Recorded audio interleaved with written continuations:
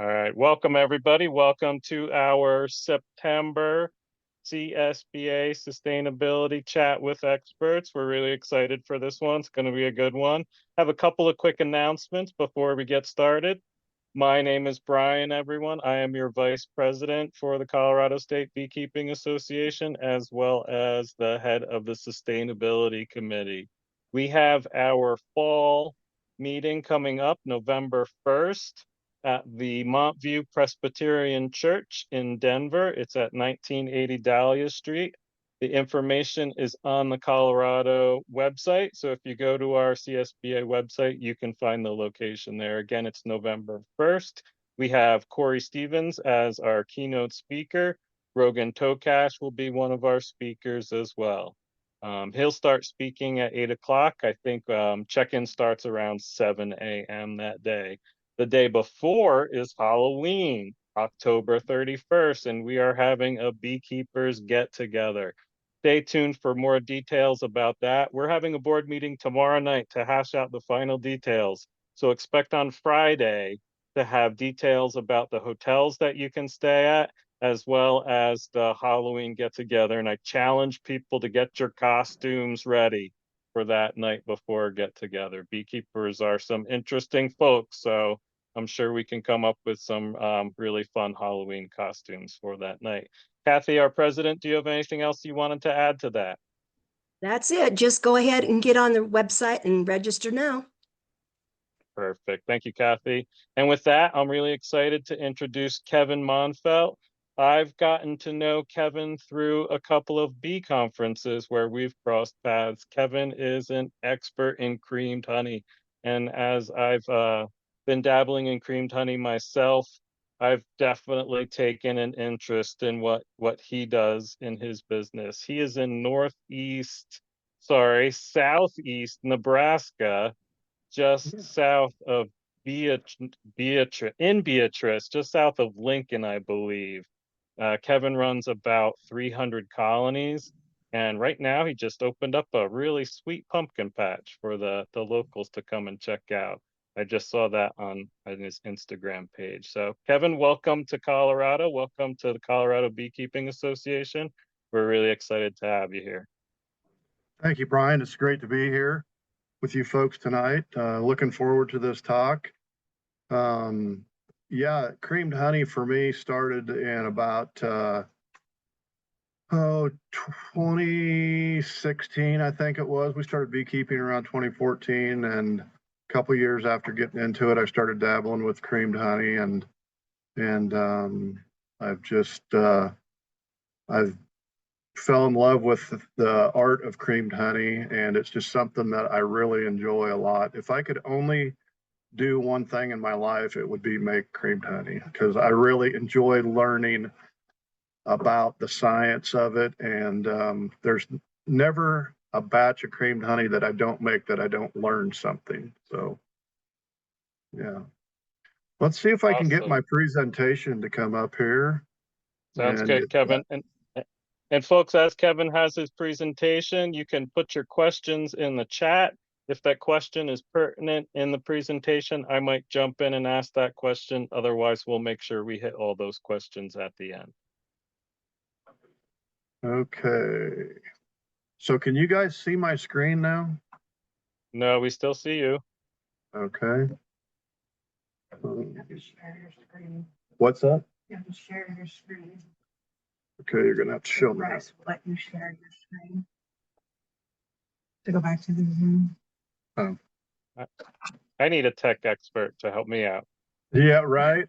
Well, I have one that's watching. Her name is Jeanette. You'll see her on there. And then my wife is also very good at it. So hello. Right on. My wife, Hi. Julie. Nice to meet you.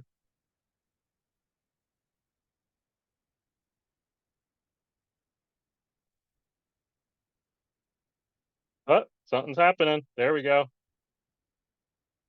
Now I see Zoom.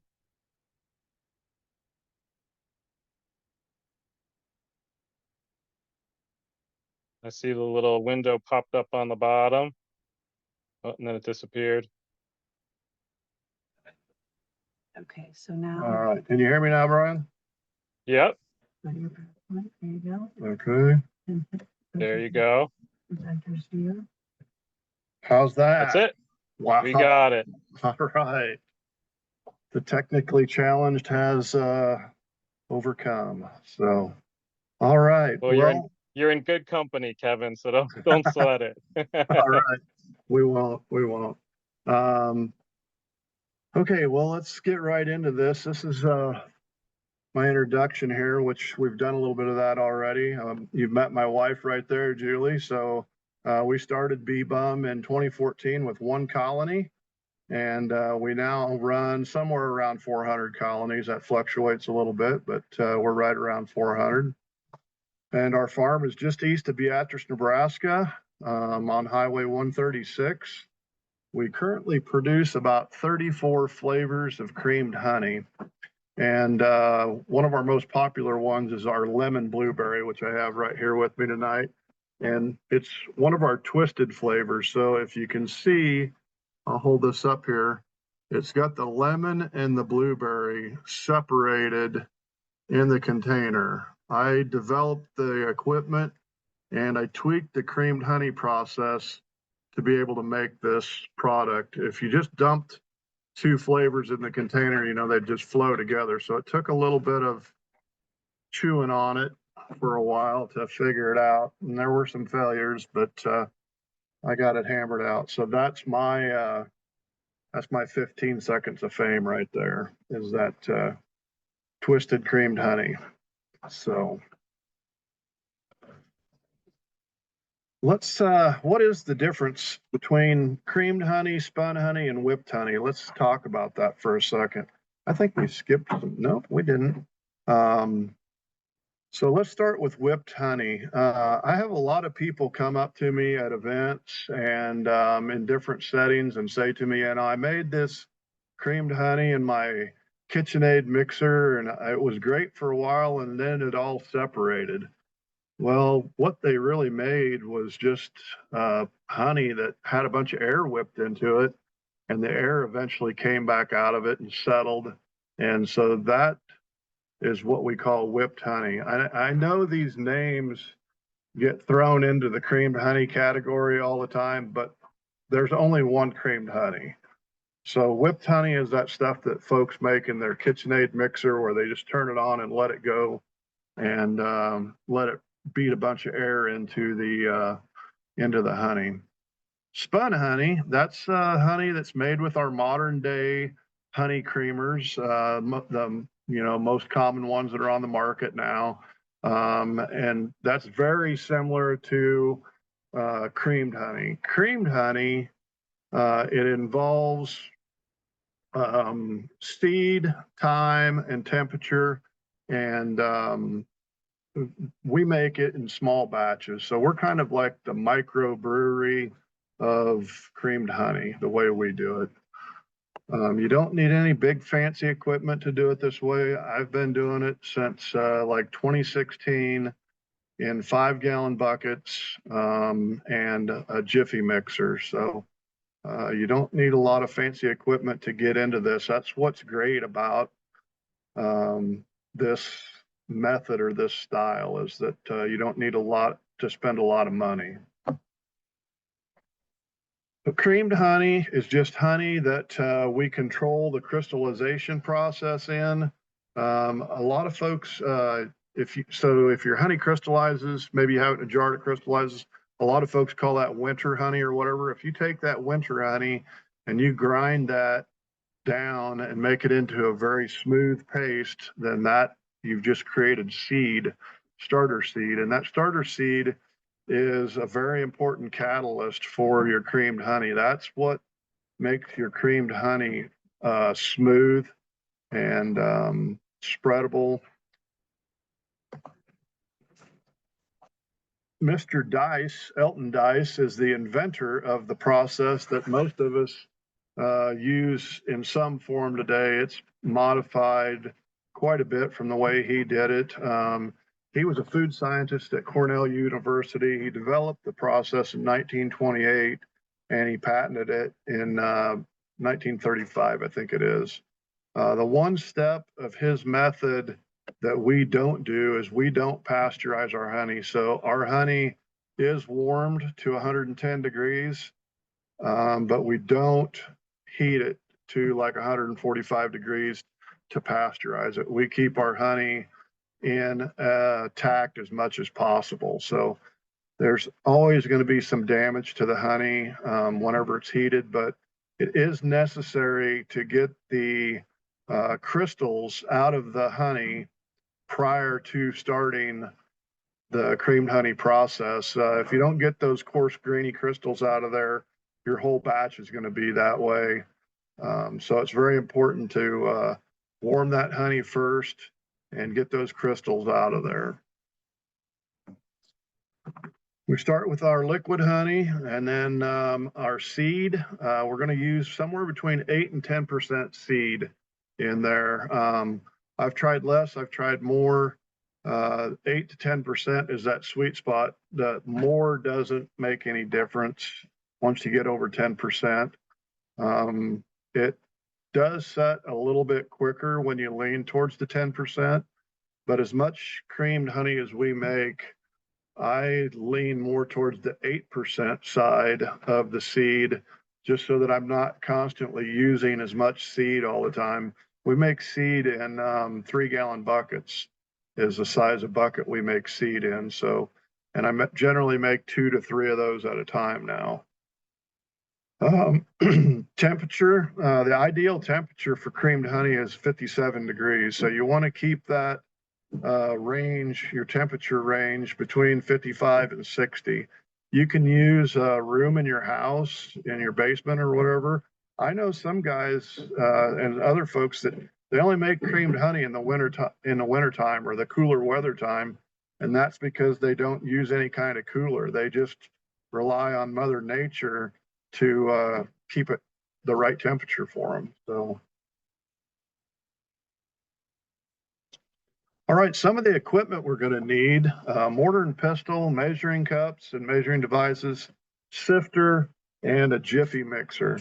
So the mortar and the pestle, really, if you do this right, will only get used at one time in your creamed honey career. When I first started making creamed honey, I took crystallized honey and I started with about a cup of it or a half a cup of it in that very mortar and pestle right there.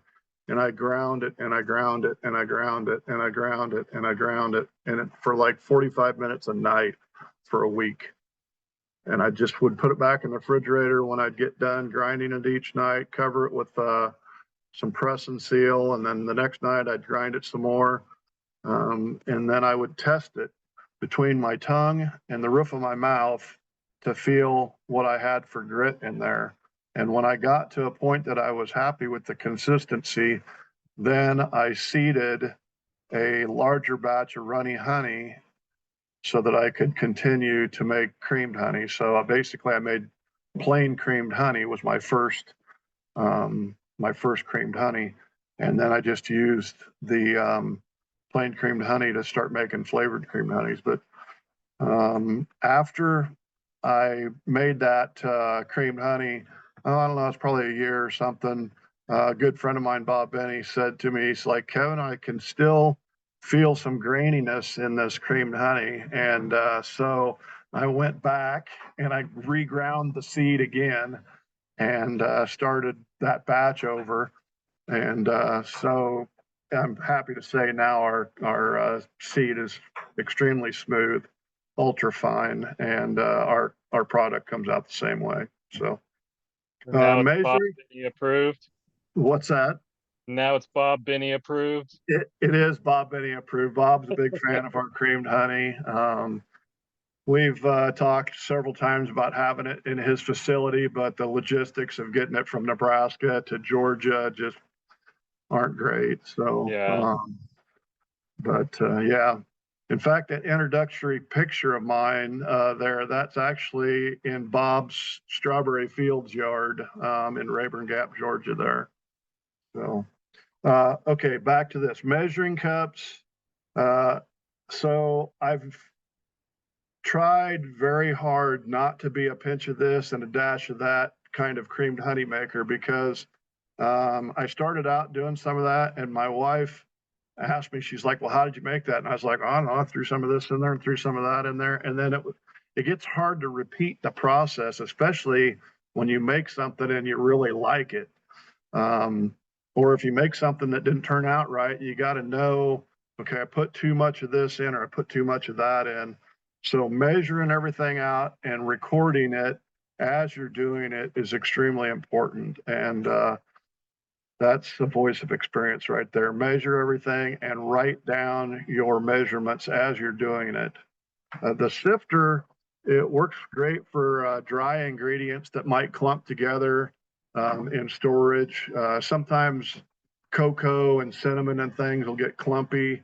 And so I just run everything through that sifter. And there's been a few times I've run things through there that got stuck in there. It was like, how in the world did that, like a piece of plastic or something, you know? You don't want that going into a container and then off to a customer somewhere. So the Jiffy mixer is by far the best mixer currently that I've found out there to mix the creamed honey with. It's got the double stacked impellers there, so it incorporates the ingredients very rapidly and it turns the bucket over very well and gets everything combined really well in the bucket. I've tried stainless steel paint strainers that just have like the single level and a whole bunch of different things. I do have one other emulsifier that works a little bit better than this one, but it doesn't have the exterior ring on it. So if you get it too close to the edge of the bucket, it's kind of sharp and it'll gouge the edge of the bucket. So I don't use it because I'm afraid of like putting plastic or metal into my mixture. But this one is really great, and these will be available on our website just pretty soon here. Julie, do you know when? They were processing our application today. Okay, they're processing our application today. So we'll have those on our website before too long, and hopefully it'll be a better price than you can find them at anywhere else. And do All you right. have any experience with the corkscrew type? I have, they take a lot of work. They take a lot of time. They don't incorporate air in. Now, if I was making competition grade creamed honey, that is probably the tool I would use. But I don't make competition grade creamed honey. I make production grade cream honey.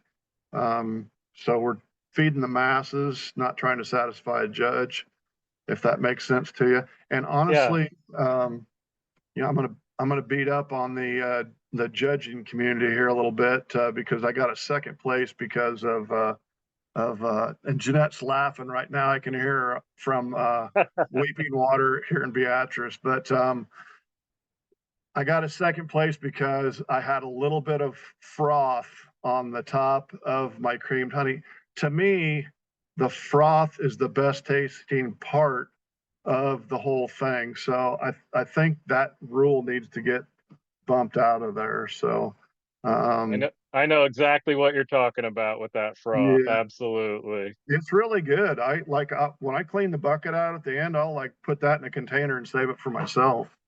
Yeah. So just to reiterate, with the corkscrew type of drill bit, Mm-hmm. the negative is it takes longer. The Yeah. positive is it will put less air into it. Yes, that's correct. Yeah. Okay, thank you. Yep. Yep. Okay, the next thing we got here is a bottling bucket, a stand mixer, the micron screen, and then a kitchen scale. And we'll start over here with the bottling bucket. Just very simple bottling bucket. I like the Italian gate valves on there. They perform better. They don't leak as much as some of your cheaper ones. These are about 20, 25 bucks, depending on where you get them. A lot of people have them. Daydant has them.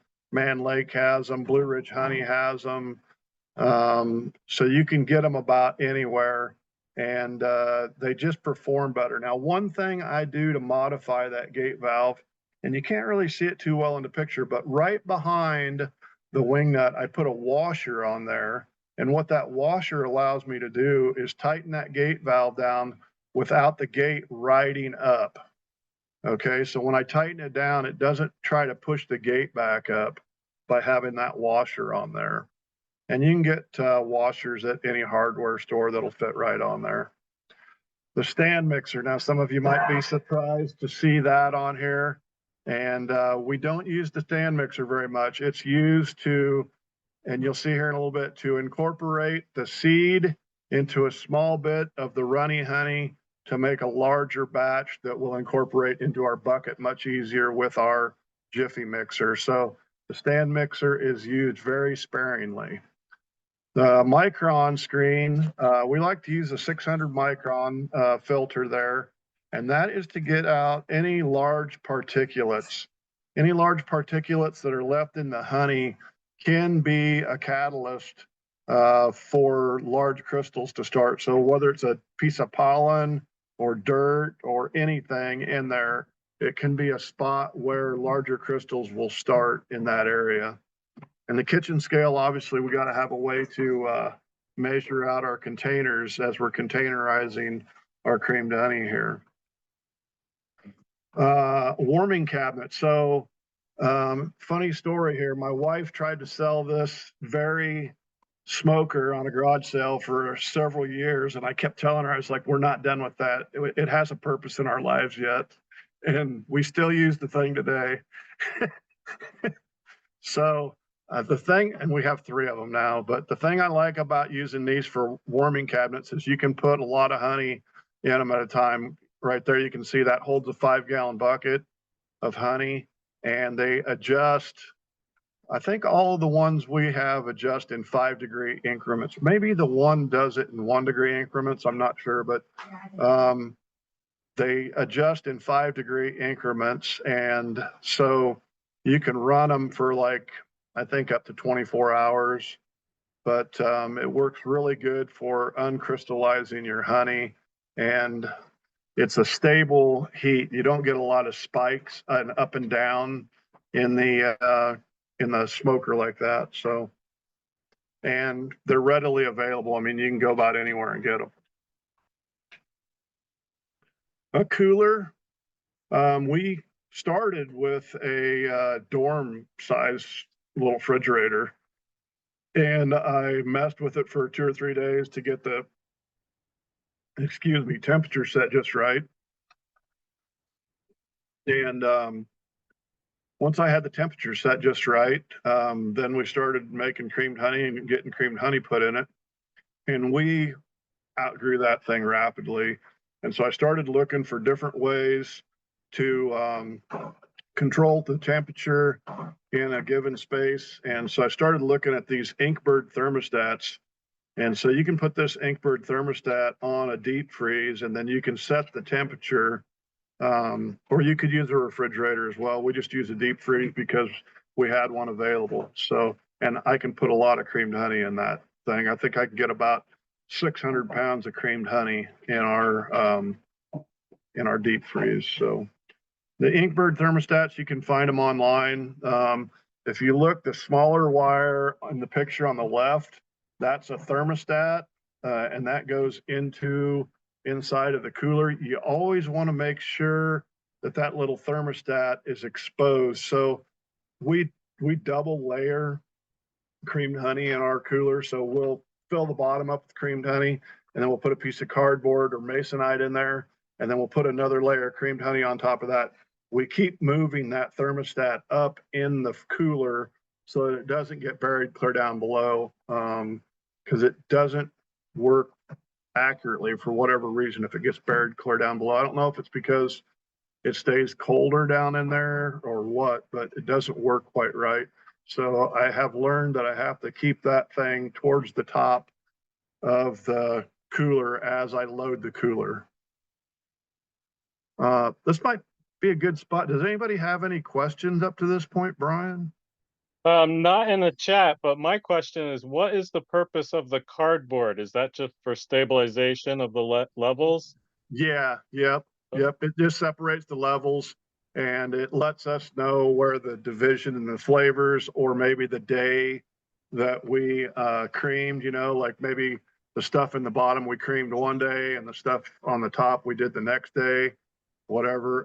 Like I said before, you could use a refrigerator or an upright freezer would be probably a lot easier to get stuff in and out of, because the stuff in the bottom of this type of freezer is going to set first because you put it in there first. But for us, Right. we're turning these things over at least once a week. So it's not a big concern for us if it's in the Do you bottom or think there's not. much, do you think there's much temperature variation within that chest cooler? Like top to bottom, left to right? I've never tested that. I don't know. I've never had any kind of issue where I felt like I need to check this out. You It's didn't see always much variation in the product. no. Yeah. In fact, with our process and our seed, our honey sets almost well, it sets well enough to sell in 3 days, and it'll set really firm in 7. So and the Okay. so we set our creamed honey a lot firmer than some folks do, and the reason we do that is because we ship it all over the world. And so we want it to be a good quality product when it gets to the other end of the line. We have people in Pennsylvania that buy a lot of creamed honey from us, Alaska, Florida. So our creamed honey, when you get a container of it, it's probably going to feel like a rock, but in a couple of days of being out and exposed, it's going to soften. And as you use creamed honey also, it softens. So All right, Claire jumped in with a question in the chat. She says, all right. when Kevin says he puts creamed honey in the cooler, does that mean it's in jars? That's the first part. And how do you set the temperature at 53 degrees if it's a deep freezer? Okay, so there's some instructions that come with this Inkbird thermostat.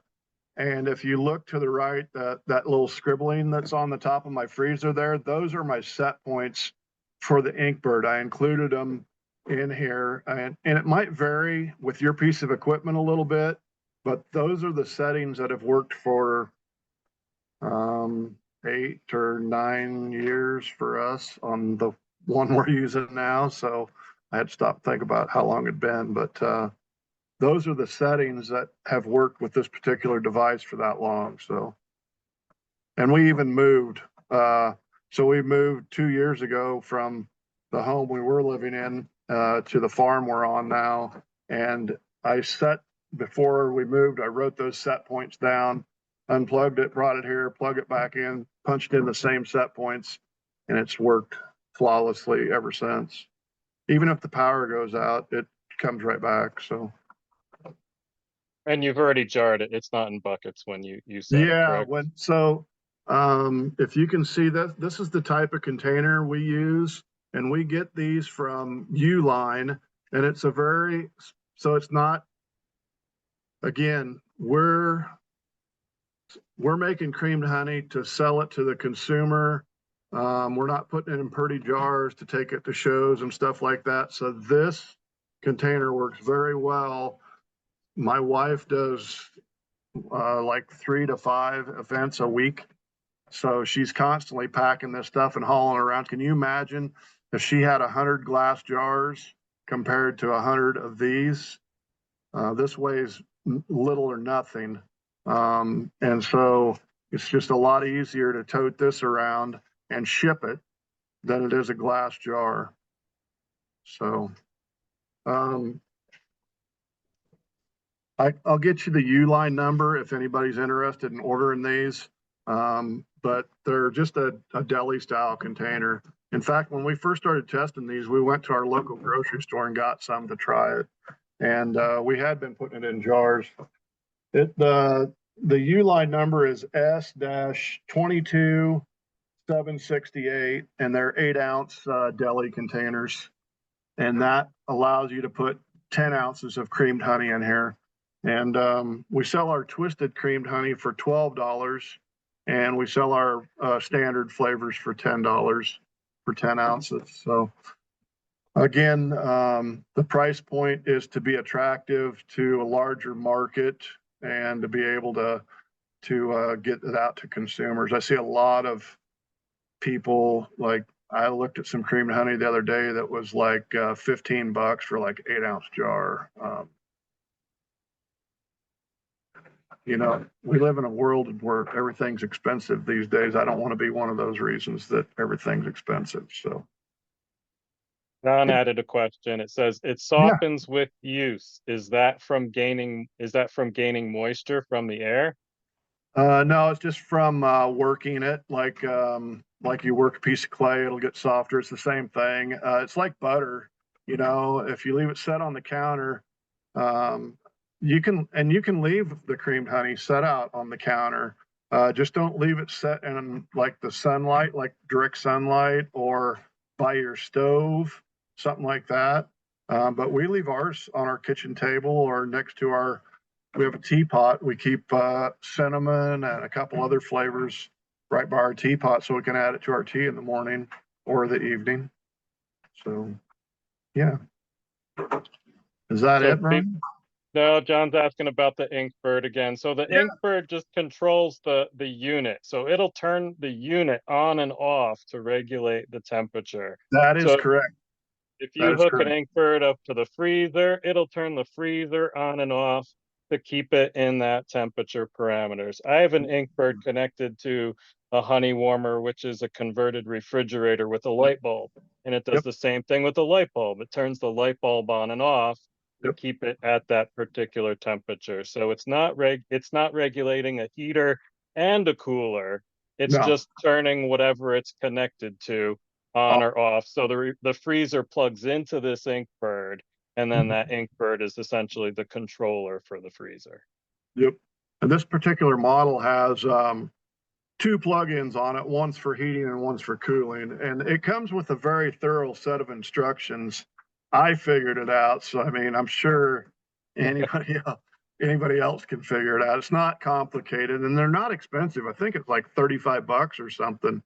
Yeah, it's And about yeah, so we're trying to get these also available on our website. We want to have a package to where if somebody wants to start making creamed honey, we want them to be able to boom, have a one spot shop where they can buy everything, buckets, mixers, the ink bird, whatever they need to do that. So, but no, it's a very uncomplicated device. I think the thing that took me the longest was to figure out their little abbreviations for what they had for high set and low set and things like that. So, and it does have an alarm. Like if I leave the door open on the deep freeze and it gets too warm in there, that thing will start beeping and let you know that hey, something's not right. So, yeah. And there are also certain models that come with an app that'll communicate with your phone if something happens wrong with it too. Those are fancier models, but if you're away from something and you Yeah. need it very specifically temperature regulated, it will Yeah. communicate with you through that app. Probably not important for creamed honey, but just another thing about ink birds. Depends on how serious you are about your creamed honey. Yeah, exactly. All right. Did we get everybody's questions answered now? Yeah. Yep. Keep going, Kevin. All right, here we go. Okay, so choosing the right honey. Not all honey works well for creaming honey. Our preference is clover honey and lighter honeys. Your darker honeys like buckwheat or tulip poplar, things like that, those bold flavors tend to come through in the finished product. So you get a lot of that heavy taste still into the flavor of your finished product. So if you're making lemon creamed honey, you certainly don't want it tasting like buckwheat or tulip poplar on the back end. And I think a lot of times that's what folks struggle with is selecting the correct honey. And the best advice I can give you is the lighter the creamed honey, the better the flavor is going to be at the tail end on the finished product, because the lighter honeys will take on the flavor better than your darker honeys will. So, like we make a key lime honey, and I use the palest, wateriest looking honey I can find for that. And that works extremely well for making the key lime creamed honey. A lemon, any kind of citrus requires a very light honey. Now you can get by with like cocoa and maybe cinnamon or something like that, a bolder flavor. You can use that a little bit darker or deeper honey in those. But you know, a lot of folks that live in areas that maybe don't have a lot of clover, and they have, you know, maybe more tulip poplar or buckwheat or darker honeys, you know, those are areas that it can be difficult to make a good creamed honey unless you buy some honey from somebody. So, but the lighter honeys work extremely well. I don't know if you have access to like cotton or some of the other honeys that crystallize really rapidly, but those work well too. The higher the glucose level, the faster the honey will set. So that's one of the reasons clover works extremely well for creaming, is because it has a high level of glucose in the honey. Claire asks, what about alfalfa honey? Yeah, that's good. Yeah, you bet. That's a lighter honey. So you talked earlier, you have about 400 colonies. How far are they spread out? Are you getting very different types of honeys with your different yards? Yeah, from our farthest north yard to our farthest south yard is probably about 70 miles. Okay. So you'll get light honeys, dark honeys, and you separate them out and keep them for particular batches of creamed honey? We don't get much dark honey in Nebraska. Our primary Yeah. floral source is clover, where our yards are at. We do pollinate some pumpkins, not only for ourselves, but for commercial pumpkin grower. And so we get some pumpkin in there, but one of our places is near an apple orchard. And so most of our honey is light stuff. We don't get very often get anything dark in there. I do grow some buckwheat here at my farm, but you'll only see like a little patch here and there. We don't have enough of it to make buckwheat honey per se. And if I find it, I just typically feed it back to the bees. So we don't, you know, like take Bob Benny, for instance. He focuses on the sourwood flow down there. Like he'll go strip all of his supers off in like June and put fresh supers on like right before the sourwood's going to start, so that he knows he's got the purest sourwood honey he can get. I don't have that kind of flow here in Nebraska. We're mostly dealing with Dutch white and yellow and white clover. So those are our primary sources for, and linden trees. Lindens, Yeah. we have a lot of, so We have a lot of linden in the Denver area as well. they make great honey. Yeah. Make great honey. Any questions about that? Nope, the alfalfa one was the only other one. Feel free to keep adding questions into the chat, folks.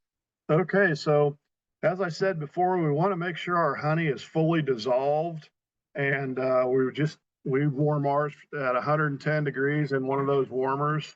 And how long you warm it for is going to be determined by how crystallized that bucket of honey was to start with. So if you just harvested your honey and you're making creamed honey right now, you probably don't have much crystallization going on in that bucket right now. So it's not going to require a lot of warming. If it's February and that's been setting and it's clover honey, that's bucket's hard as a rock, and it's likely, like ours will get so hard it'll push the bottom of the bucket down and kind of make the bottom of the bucket convex, right? So the bucket's kind of rocking around on the floor. So that takes a lot longer to uncrystallize than a bucket that was just harvested not too long ago. So you just have to pay attention to that. The other thing we do then is we strain that with that 600 micron strainer and make sure that there's no large crystals that go into that bucket. So I took a bucket. In fact, give me just 1 second. I'm going to grab something here.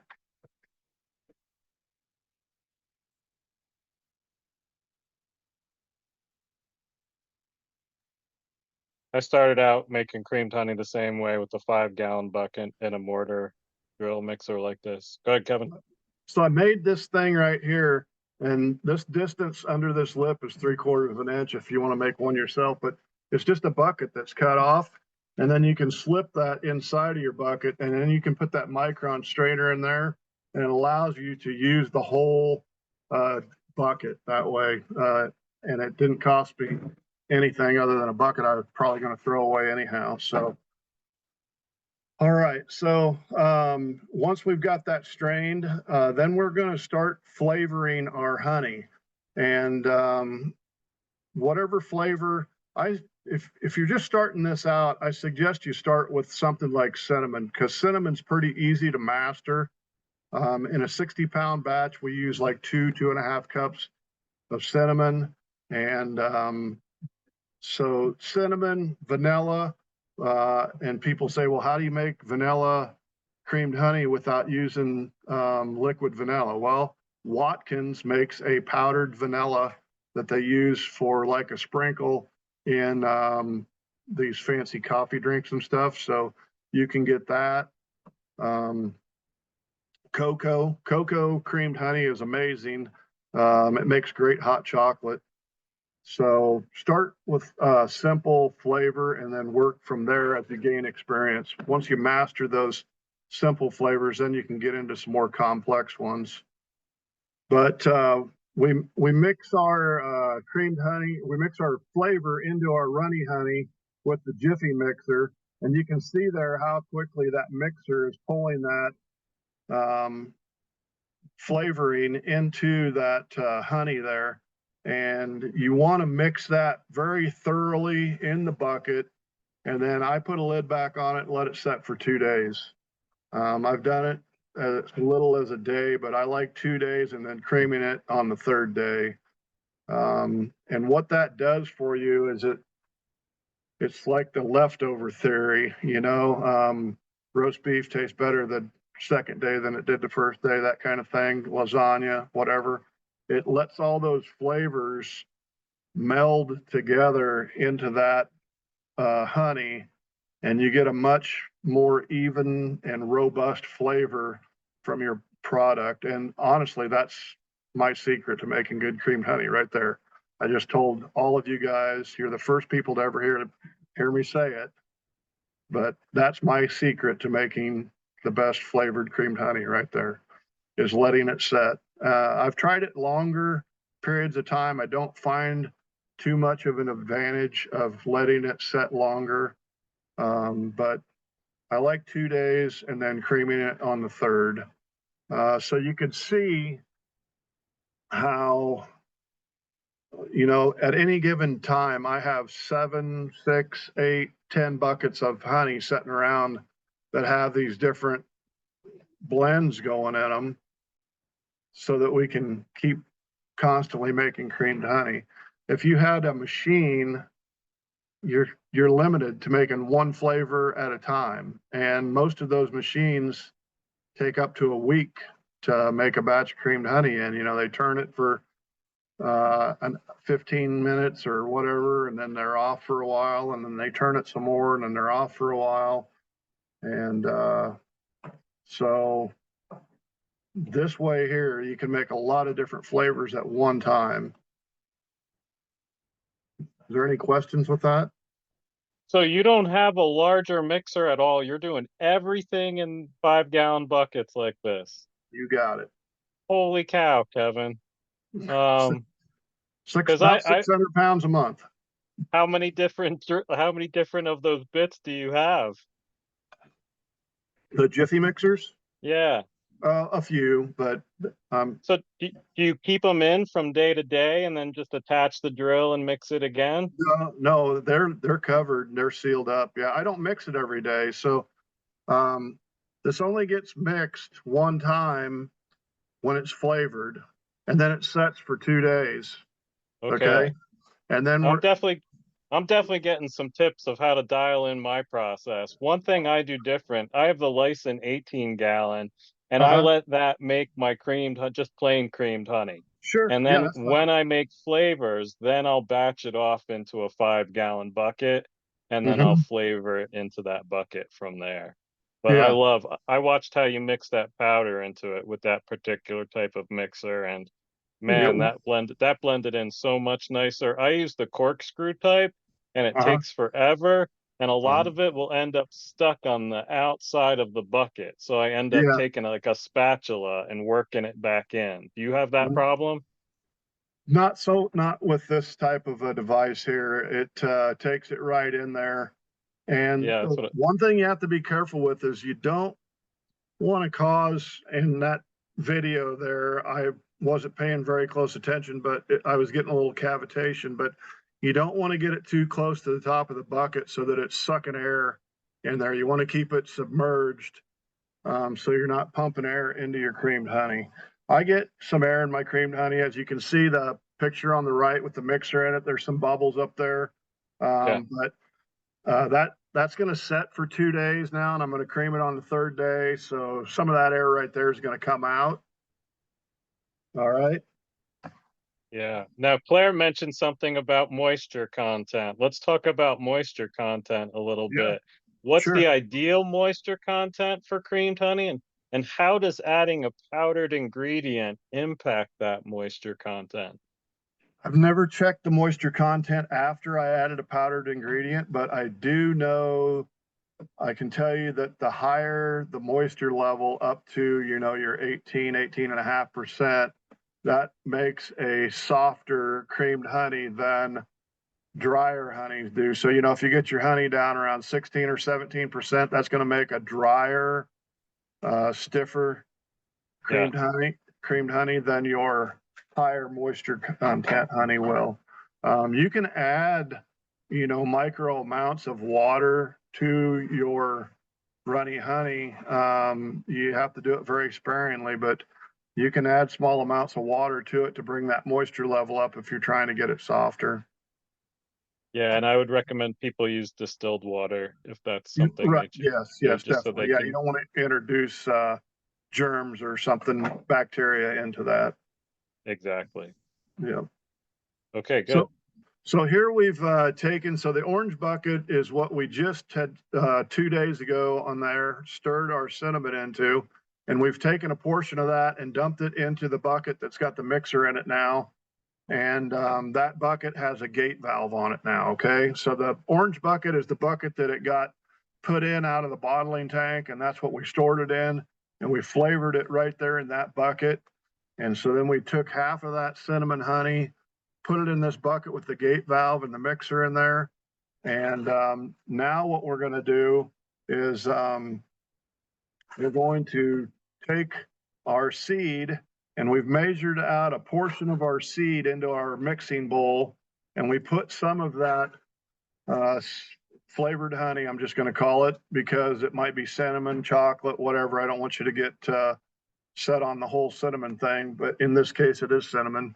So then we put the stand mixer on low and let it set and mix for like 10 minutes on low speed. And the harder your seed honey is, the more you have to let it mix. So I just use 10 minutes as a general number here. With the softer, like if you look at that picture there, that seed there is pretty soft and it incorporates very well. So only thing I'm doing here is just making the seed easier to incorporate into our bucket, so that we don't have clumps and chunks of seed in our bucket. Does that make sense? Yes. Does it matter which attachment you use in that mixer? Yeah, so I like that particular attachment with the rubber edge on it so that it cleans that edge of the bowl as it's going around. I have Yeah. used the one without the rubber edge on it, and it leaves a lot of chunks in the bottom. So we actually soften. Okay, so once our seed has set, we don't put it back in the freezer. We keep it in just a cool area where it's not going to get exposed to high temperature, because putting it back into that cooler repeatedly dries it out, and it makes it harder and harder and harder. So if you have seed that's setting for extended periods of time and you're not using it, that's going to continually get harder setting in that cooler. So we leave ours set out just in the ambient room temperature. We keep it between, I don't know, around 70 degrees in our honey house here. So it's exposed to that temperature. But I have had some of that seed before to where it's like hard, and Yeah. very difficult to incorporate. So this right here just makes the seed easier to incorporate into your creamed honey batch. Now here we've dumped our we've dumped our seed into a portion of our cinnamon honey here, and we're mixing it in. And you want to mix this in until you have one even, colored, and consistent homogeneous mixture. You want it all to look the same, okay? Even my picture on the lower right there, as I'm looking at this picture, I see some color variation there. So I didn't mix that enough, and I probably wasn't done mixing. That probably got mixed some more after that, but you want to mix that until it's all exactly the same color. And the way I achieve that is by taking this mixing bowl in this picture here and taking honey out of the bottom of the bucket through the gate valve, mixing it, and then dumping that honey back in the top, mixing it, and then taking like 2 or 3 of those out of the bottom of the bucket. And then that gets the bucket turned over. Does that make sense to everybody? Yes. Okay, so then once I've mixed that in, I'm going to let this rest for about an hour to let some of that air come back out of there again. And then we're going to containerize it. Now, like I said before, we use those U-line deli containers. They're very durable. Word of caution, don't get the clear plastic ones. We started with those. And if you drop one of those things, it's done. They just fall apart.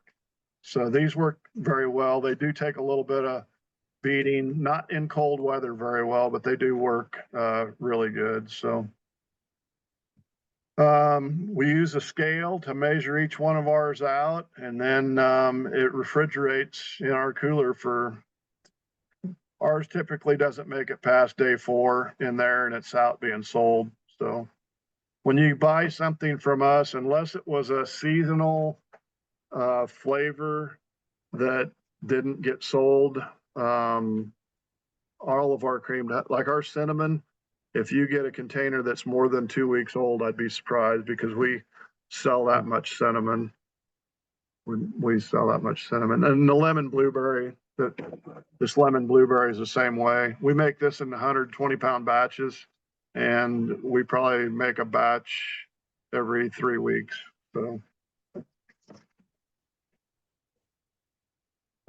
So once you've made your creamed honey and storing it, we store ours here in the store in a cooler, just to keep it fresh for the customers that are coming in.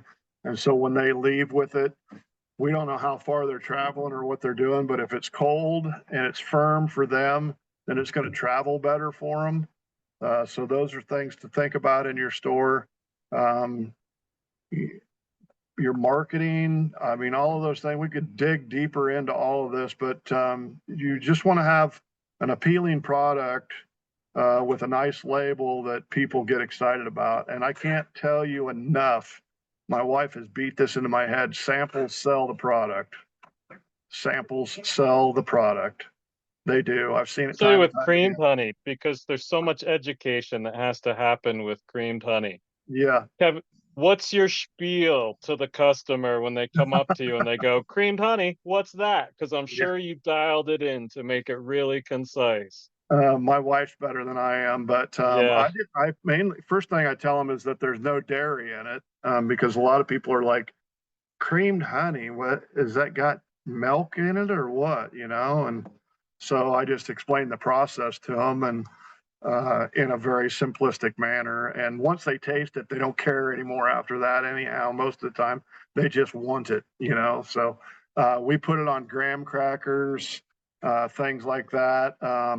We have a raspberry jalapeno flavor creamed honey that we put on like wheat thin or something. She puts it on because it goes better with fat than it would a graham cracker.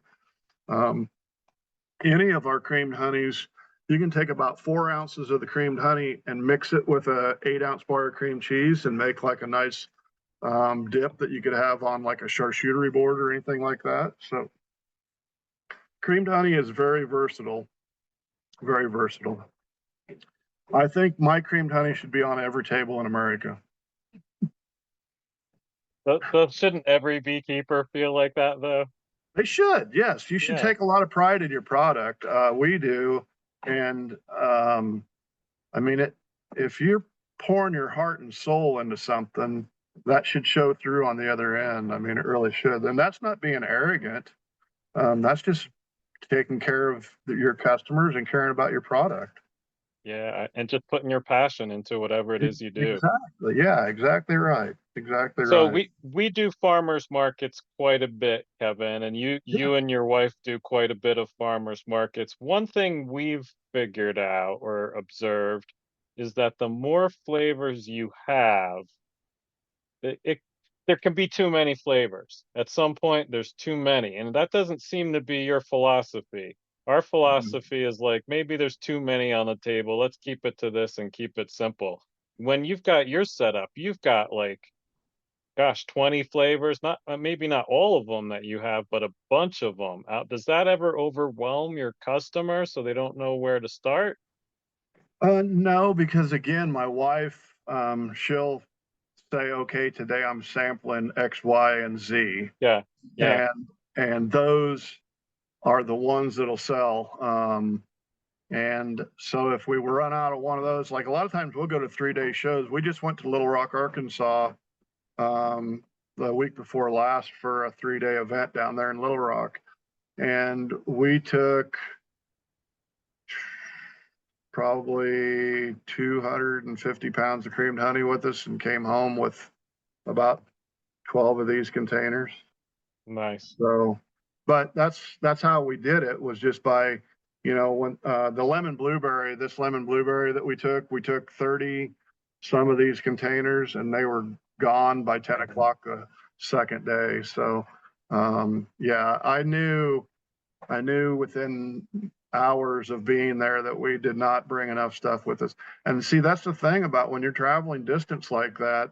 Number one, you have to sell a lot to cover the expense of your hotel, the event fees, and the travel and food and everything else. So you have to bring a lot with you. And these plastic containers really allow us to travel light and to bring a lot of product with us. So Yeah, when you sit, I put my honey in glass. So when you talked about, can you imagine bringing all of this to the market every week? And yeah, I'm like, yes, I can. yeah, it's heavy. And Yeah, the other thing too, like if you're moving that, and so uh, I had an eye opener one day. My wife had pulled into a spot parked and opened up the door on our Jeep. We had a Jeep at that time, and a container, a box of glass containers of honey fell out, broke on the ground. And not more than 10 feet from where that happened, there was a bucket for dogs to drink water out of. First thing I thought of was somebody's dog coming over there and licking that area up and getting glass in its mouth and everything else, and how bad I would have felt. And that was the turning point for me. No more glass. We're not taking any more glass. So everything we do is in plastic right now. And maybe someday we'll put some stuff in glass. I don't know, but we really like the functionality of this plastic. And if I drop one and it does break, guess what? I needed one in the house anyhow. Yeah. Kim asks, have you guys written a book yet? No, not yet. Maybe someday. My wife still works a full-time job besides doing 3 to 4 shows a week. She's the fiscal director for the Mental Health Association of Nebraska. So Wow. maybe a book will come sometime. I'm happy to do things like this, though. I really enjoy sharing my passion for creamed honey, and I like to see other people try things. One of the, don't listen to people that tell you you can't do this and you can't do that. Be smart about what you're doing. Don't do stupid things. Don't go pour a gallon of water into a bucket of honey. That's not going to work out. Use your dry ingredients, things like that. There are certain things that you need to adhere to, but don't let somebody tell you that you can't do a certain thing or try something a certain way. That's how I got where I'm at today. We make 34 flavors of creamed honey now, and a lot of them were things that people told me would never work. So yeah, you gotta have fun with it and try different things, experiment for sure. You have a favorite unexpected flavor? Like, man, this was good and I never thought it was gonna be good. Like Uh, lemon pepper or dill or something like that. well, back before we moved to the farm here, my wife and I would we did this in the evening. Just I had a full-time job then, and so we'd come home, and most of the time we were like chickens with our heads cut off, running around. She was doing something, I was doing something, and we were making. I think we were making strawberry, and or maybe we were making. I think we were making maybe both. I think we were making strawberry and raspberry at the same time. Like she was working on one and I was working on the other. And one of us accidentally dumped the other ingredient into the same bucket. So we had strawberry and raspberry together, and we called it Strasberry, and it sold like hotcakes. We don't make it Nice. anymore. We don't make it anymore, but it sold like hotcakes, Yeah. and it was really good. I mean, but we like like the fruit that we use is all powdered. Like we don't use any chunk fruit. The only thing that we use anymore that has any amount of chunk in it is some of our raspberry jalapeno has a little bit of pepper chunk in it. But other than that, all of our creamed honey, we pulverize that fruit to a powder. Do you have a freeze dryer? No, we buy all Okay. of our stuff. You Okay. can only do so much, especially as you grow, like your time becomes more limited and you can only do so many things. And Yeah. our end game has always been to try to take this commercial. So we are working on equipment that will allow us to make this kind of thing commercially. Um, so hopefully that'll be done before too long. Well, I think your twisted creamed honey is genius, and that's Thank you. one of those things that's gonna attract the eye that's not gonna necessarily go towards creamed honey is that just one different thing about it. And that's a lot of what you need is that's something that's gonna pull in that customer. Yeah, the lemon blueberry. I mean, I've made lemon blueberry creamed honey before where it wasn't two separate flavors, and it's good, but this, Yeah. I don't know what it is about it. It just does something to it. So some creamed honey tips and tricks. The higher your glucose level, the faster the honey is going to set. So your canola, cotton, clover, those kind of alfalfa, those kind of honeys with higher glucose levels are going to set faster for you. Your optimal temperature is 57 degrees. Like I said, you don't need any kind of cooler. If you've got a room in your basement that you can keep at 57 degrees, that'll work just fine. I know I have a friend of mine that makes creamed honey every year just for themselves, and he doesn't put it in a cooler at all. He just puts it in his basement, and that's where he leaves it. So store in a cool, stable environment. So you don't want to expose your product to high temperature swings or anything like that. If you start getting above 75 degrees, you'll see the product start to soften. Keeping it shelf stable is important. So that's one thing we strive for, is to keep it firm in the container, and it will soften as the end user uses it or leaves it set on the table or whatever. So, dry ingredients. So here's a little something for you. When creamed honey is crystallizing, if you have too high a moisture level in that honey, as it crystallizes, the water precipitates out of the honey and it can collect in pockets. So you could get a pocket of fermentation in that honey. I have people quite often tell me, I've got some 19% honey. Can I make creamed honey out of that? And I tell them that they can, but the danger is you may get pockets of fermentation in there. So you have to be careful with it doing that. So creaming honey is not necessarily, if you have high moisture honey, that's not necessarily a safe way to preserve that. So it's best if you Part get of the the moisture. problem, sorry, part of the problem with putting a number on that is that number is slightly variable based on the different sugars within that honey. So you can't say 18.5, you're good, 18.7, you're not. It's kind of like Right. this gray area. Yeah. Well, and a lot of it too, also too, has to do with the yeast level of yeast in certain honeys. Yeah. Some honeys can ferment at lower levels of moisture, and I don't know what they all are, but I know I've heard Bob talk about it before, that there's different honeys that can ferment at lower levels of moisture. So,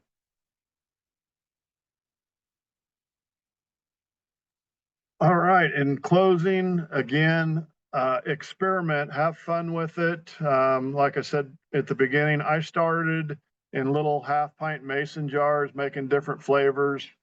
My first flavor was cinnamon, and then chocolate or cocoa and vanilla. And then I started going with some citrus. Orange was one of my first fruit flavors, and key lime has been a home run for us. We have people reach out to us from all over for our key lime creamed honey. Our Pfeffernuss creamed honey, my great grandmother used to make these little German cookies. They're like, I don't know, the size of a dime, maybe a nickel, and they're a little hard Christmas cookie, and they kind of taste like black licorice. They've got anise in them, and so my great grandmother made those almost year round for my great grandfather. He loved those things, and so those were always kind of a special memory for me, and that's what made me think of making the Pfeffernuss creamed honey. So just gotta have a heart for it and a passion, and enjoy what you're doing. Awesome, Kevin. Thank you so much. Thank you for sharing your expertise. We have Jeffrey has a question. Is there Sure. any combinations you tried that didn't work out? Yeah, blood orange. I tried blood orange, that did not work well. There's been several. I couldn't tell you all of them over the years, but so don't waste your own honey experimenting. Go to Costco or Sam's Club or wherever, Walmart, and buy honey and experiment with that. And then once you figured it out, then use your honey to because you can buy, like a pound or 2 pound bottle. You can get that stuff with the orange label on it at Sam's Club. I can't even think what the guy's name is anymore, but they comes like 2 bottles in a thing. It's really cheap and it works Yeah. fine for experimenting with. And is that about the size of the batch you'll try for an experimental one, just like in your mixer? Used to be, now I just go for it. Okay. Yeah, now I've done it enough now that I know how to get myself out of a tight spot if I get in Yeah. one. Okay. One of our new flavors of infused honey that's going to be coming out shortly is mulling spice. And so, in fact, you can't see it it's in the warmer right over there right now. So it'll be coming off the assembly line here in the next day or so. But yeah, I wanted to Awesome. cream it. I wanted to cream it, but my wife says I need to leave it. My wife said I needed to leave it runny. So Gotcha. Pat, did you have a question? Gotta find my unmute button. Kevin, thank you. That was so good. I'm excited. When you started this and you said you were experimenting, like what's the ratio of the spices or the dried fruit or whatever you're gonna put the dry ingredient to the honey? Did you just keep adding it until it was tasted good, or how did you do that? yeah, cinnamon took me a little bit to figure out. And I know it sounds simple, but and I'll just tell you, like right now we add 2.5 cups of cinnamon to 60 pounds batch of creamed honey, and that's where we like the flavor at on that. We, it just if you have a kitchen mind about you, and I grew up and always liked to cook and work in the kitchen and stuff. So I kind of have a little bit of that in me that I like to do those kind of things. So maybe I have a natural ability that some people might not possess. I don't know, but don't go overboard. You can always put more in. You can't take it out. It doesn't come out. Now, what you can do, and I have done, is you can add more honey to it. Yeah. So I've messed up large batches of creamed honey in the past, and I fixed it by adding more honey to it. So the first time I made apple cinnamon, it was horrible. It was terrible, but I fixed it. So in fact, in my recipe book, oh, here's another tip for you guys I forgot to tell you. Keep a recipe book. I have a 3-ring binder that has all of my recipes in it, and I don't ever throw the original away. I always keep the original, and if I change it or add something to it, I make another one so that it's a natural progression. So if I ever screw the whole thing up, I can go back to the beginning and go, okay, this is where I started and this is where I went. So I think that tip you gave earlier, that documentation is key. yeah, Different ingredients you're gonna have to add different amounts for. Even like I do a blueberry creamed honey and I yep, do a peach creamed honey, and the peach just doesn't pop like other flavors. So I have to add more of that. So, I but agree. that's also personal preference, right? Right. So I don't like giving an answer to that because I think it is a variable answer. Like cinnamon or of powdered fruit, it's just going to be a different amount. So It like Kevin is. suggests, guess and check, and start little, and you can always add more really easily. Yep. And the, And like he said too, this is one thing I've noticed is that the flavor when you just add it is not as intense as when it sets. When it sets, you'll get it pop a whole lot more than if you're tasting it right as you add that flavor. So yeah, that for idea sure. of adding that 2 days when you mix your flavor in and then creaming it, that was a nugget that I'm walking away with for sure. Thank you. Yeah, it definitely makes a difference. That that setting time. It really does. Honey's hygroscopic, and it will take on or expel moisture according to whatever the humidity in the area is. And I don't know enough about this, but it often occurred to me that when I thought about that, honey taking on and expelling moisture, well, then why wouldn't it taste better if you just let it set for a few days? You start thinking about how, I don't know, there's just some food that tastes better. Like lasagna is always better the next day than it was the night you cooked it. So there's just things that are much better when they set for a little bit.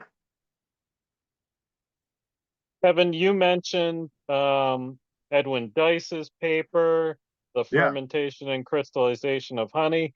Kim asked, have you guys written a book yet? Do you know of any other book resources of creamed honey that are good? Like, where do you get your content information from when learning about creamed honey? I've read a lot of it. Some stuff I've read on the internet, but honestly, most all of my experience has been trial and error. Yeah. I read a lot on Dice in the beginning and his process. And the thing I disliked immediately about his process was the pasteurization of the honey. I don't agree with pasteurizing honey, and it takes so much away from the honey, and I just don't like doing it. And I know I'm still killing some enzymes and doing some damage to that honey, but you cannot uncrystallize honey without warming it. If somebody knows how to do that, then please share that with me so I can do it as well. But you cannot uncrystallize honey without warming it. And it takes at least 110 degrees to do that. And if you And the stop, damage at sorry, go ahead. if you stop and think about it, how hot is it inside of a beehive on a 100-degree day in Nebraska? Yeah. It's at least 100 degrees in there. And that's exactly what I was going to say. 110 degrees is not 150 degrees. The impact on that honey is going to be tremendously different. Have you Yeah. read his paper from beginning to end, Edwin Dice's? No.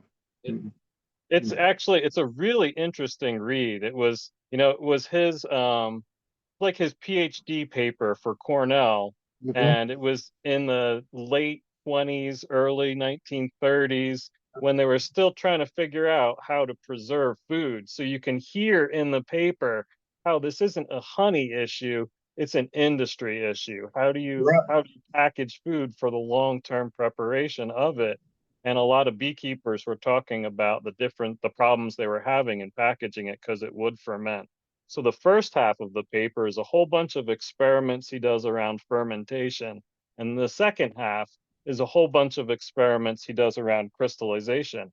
And like you said, they're related to each other. As that honey crystallizes, the sugar crystals kind of group together, which leaves pockets of the water. And there's Yep. that potential for that fermentation. Well, another thing that was interesting about it is how he talked about, imagine like 1930s refrigeration. He talked about how the temperatures he was setting those at were not very consistent and pretty variable. So we have this kind of 57 degrees that we have set in stone as this ideal creamed honey temperature. And he even talks about in his own paper where that process isn't very dialed in. Like if you were to try to publish that paper now, it would get rejected because people would be like, well, that's not valid. You've got to have it more consistent. So Right. it's interesting to see that historical context of that paper. It's a really interesting read, but that's the only thing I found in text form that really talks about creamed honey in detail. There's a couple of YouTubes, but not much at all out there. So a lot of what I've done is probably just like you, trial and error, and then talking to other people who have done it too, and just pulling tips from their trials and errors. Yeah, I got some information also from a book. I think it's called Honey Alchemy or something like that. I can't remember. Okay. But for the most part, I'm self-taught, and I can't. It seems like so long ago, but literally, I mean, we started in the little half pint mason jars, trying different things. And there were some that were bust, and I learned pretty quickly in the beginning that you couldn't take the ratio from a pint and multiply it and turn it into a large quantity all the time. You had to figure things out as you went, and like I say, we wrote everything down and kept notes, and so it's my love.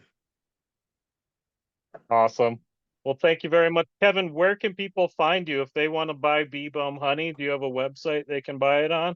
Right there at the bottom. Oh no, I'm sorry. Yeah, we do have it's beebumhoney.com. Yeah, www.beebumhoney.com.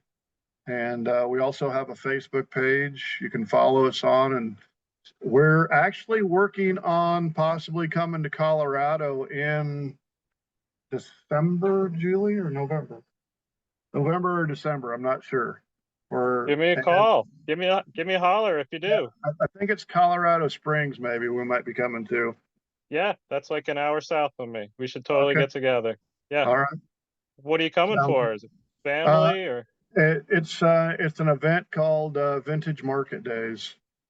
Cool. We follow the series, so we're like a member. You have to apply to be approved for their shows, and so we go all over the U.S. to their shows.